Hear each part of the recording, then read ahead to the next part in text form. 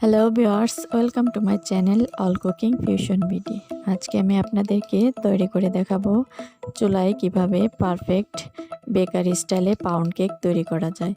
কোনো প্রকার বিটার কিংবা ওভেন ছাড়াই খুব সহজভাবে যে কেউ পারফেক্টভাবে পাউন্ড কেক তৈরি করতে পারবে। আমার রেসিপিটি ফলো করলে আপনিও খুব সহজেই তৈরি করে নিতে পারবেন এরকম সফট এবং সুস্বাদু পাউন্ড কেক। তো ভিউয়ার্স, আমি চলে যাচ্ছি তৈরি প্রণালীতে। এজন্য প্রথমে আমি 2টি ডিম নিয়ে নিচ্ছি। ডিমটা অবশ্যই রুম টেম্পারেচারের হতে হবে, ফ্রিজে থাকলে আগে থেকে বের করে রাখবেন। এরপর এর মধ্যে দিয়ে দেব সামান্য লবণ আর চিনি দিয়ে দেব হাফ কাপ। কেউ চাইলে কম বেশি বাড়িয়ে নিতে পারেন বা কমিয়ে নিতে পারেন। এরপর আমি অল্প অল্প করে চিনিটা দিয়ে ডিমের সাথে খুব ভালোভাবে মিশিয়ে নেব।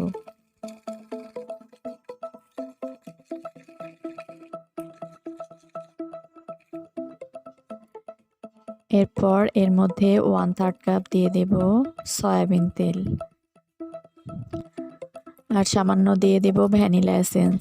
এতে করে ডিমের যে একটি গন্ধ আছে সেটা আর থাকবে না।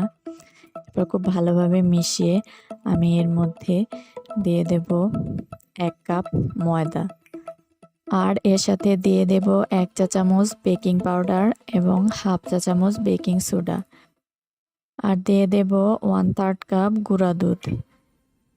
এরপর সবগুলো উপকরণ আমি একটি ছাঁকনির সাহায্যে ছেঁকে তারপর দিয়ে দিচ্ছি। এতে করে মিশ্রণটা অনেক সফট হবে।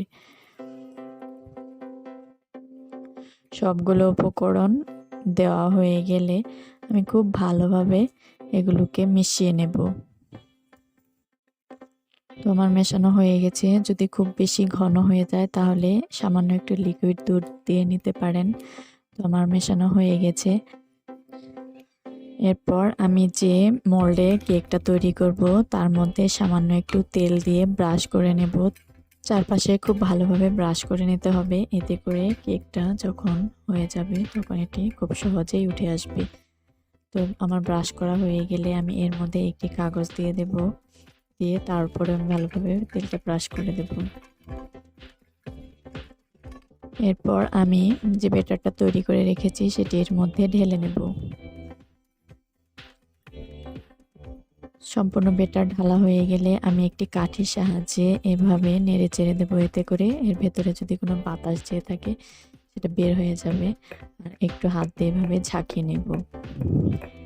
এরপর আমি একটি হাঁড়িতে আগে থেকে কিছুটা বালি এবং স্ট্যান্ড দিয়ে প্রিহিট করে রেখেছিলাম 10 মিনিটের জন্য। তার মধ্যে আমি সেই কেকের মোল্ডটি দিয়ে দেব, দিয়ে ঢাকনা দিয়ে দেব।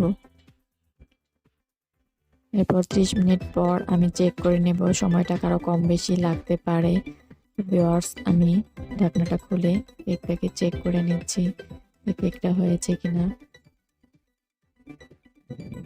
তো ভিউয়ার্স, দেখতেই পাচ্ছেন কেকটা এখনো পুরোপুরি হয়নি, আর কিছুক্ষণ রাখতে হবে। কেকটা হয়ে গেলে আমি একে নামিয়ে ঠান্ডা করে আপনাদেরকে দেখাচ্ছি। ভিউয়ার্স, কেকটা দেখুন কতটাই সফট এবং একদম ওভেনের মতো কালার এসেছে। কেকটাকে আমি টুকরো করে দেখাচ্ছি এর ভিতরে কতটাই সফট হয়েছে। ভিডিওটি ভালো লাগলে অবশ্যই লাইক, কমেন্ট এবং শেয়ার করতে ভুলবেন না এবং সাবস্ক্রাইব করে পাশে থাকা বেল আইকনটি ক্লিক করে দেবেন যাতে আমার পরবর্তী ভিডিওটি সবার আগে পৌঁছে যায় আপনার কাছে। সবাইকে অসংখ্য ধন্যবাদ।